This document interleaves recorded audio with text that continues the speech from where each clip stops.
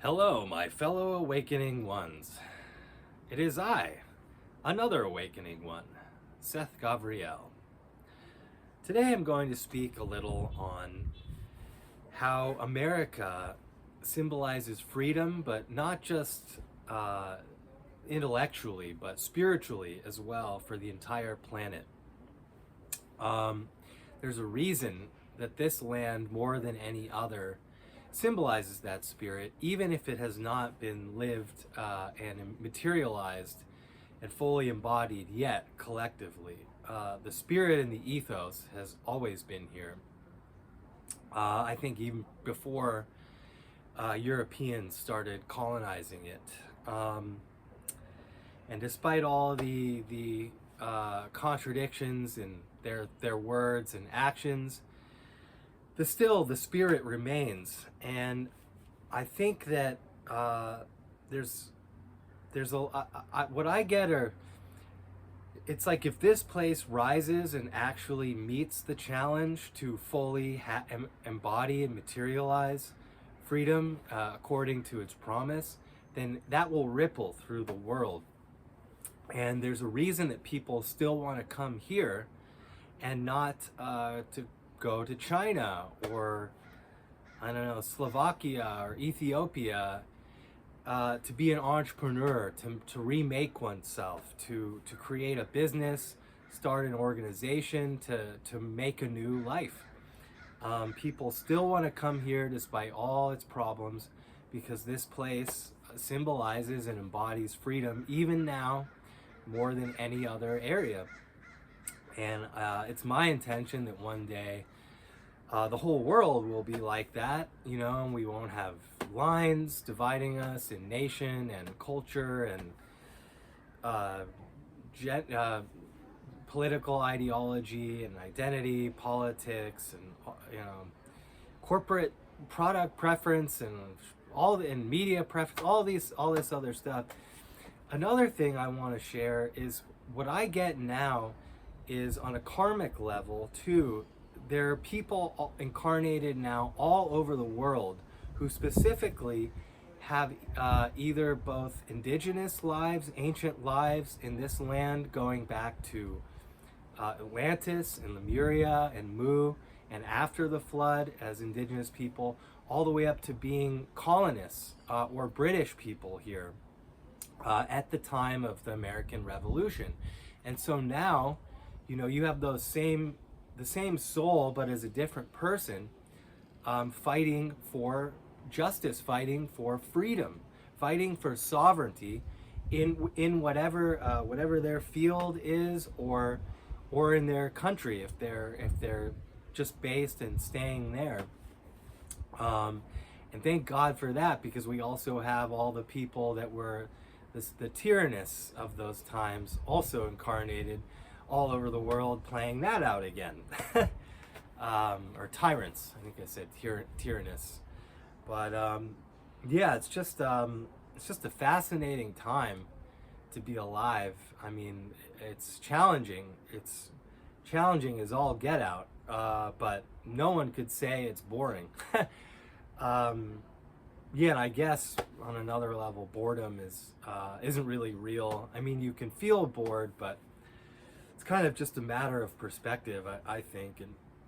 And then really, even in an objectively boring or a situation like maybe being in solitary confinement in a prison, or just waiting in a waiting area for a hospital or something, or a library, it's like if you can keep your inner world rich, or just learn to be okay with nothing external of interest to you going on, then you can move out of, either not dip into the state of boredom or move out of it quickly. But that's another topic. But yeah, it's just the spirit of sovereignty is definitely rising, and despite anyone's amnesia or lack of understanding about the reality and the truth of reincarnation, everything reincarnates. A star is born and then it dies, but then it takes another form, right? Becomes a black hole, or maybe something else. Maybe when a star dies, it doesn't necessarily become a black hole, and we're just not aware of that, or we haven't learned that. But nothing really dies, right? Everything, at least in fundamentally, everything just changes. So forms die, ways of being die, attitudes die, beliefs die on a human level, but nothing really. Planets can die, I guess. Universes can die too, but nothing really ever dies completely. And there's yet another, going on a tangent, but just another false belief, right, that in the finality and the totality of one, on human level, one human life, or any form, just being that thing once, one time, and then that's it. That's the only form that creator or that fractal of consciousness takes. And it's just not so. And thankfully, more and more people are waking up to this as well. But we're not all there yet, and I guess maybe some people never will. You have to be at least open or somewhat open-minded, which perhaps some people are not naturally. But even those, I'm an eternal optimist. I'm an apocalyptimist, borrow the term from Mark Atwood, and I believe everyone will awaken to deeper truths and higher realities, higher ways of being and seeing, and if not in this lifetime, then surely another, right? So thank God, to me, people, we don't only live as just this, or a dog as a dog, or a bird as a bird, a tree as a tree. Like, that would be really lame, wouldn't it? Like, there's an example too of, I'd rather be wrong, if that's what I believed about reality and reincarnation or lack thereof. I'd rather be wrong about that and happy than right and lame, for lack of a better word. It's just lame and narrow-minded and myopic. And thank God fewer and fewer people are thinking that way. Even the die-hard materialists, or scientists, as I call them, since science is also an unofficial religion of the last couple hundred years, especially the last 50 to 100. That's a whole other topic, right? I could do a whole another video just on that if I haven't already.